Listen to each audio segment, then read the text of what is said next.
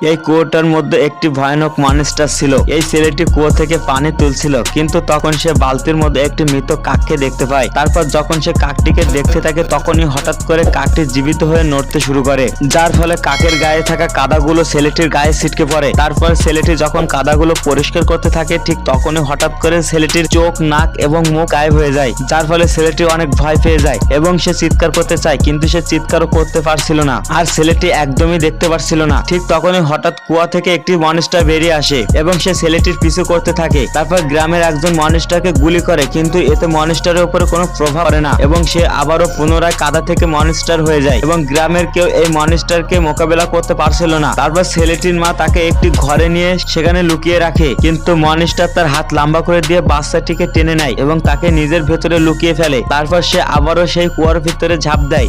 বন্ধুরা, পার্ট 2 দেখার জন্য ভিডিওতে লাইক দিয়ে চ্যানেলটি সাবস্ক্রাইব করুন।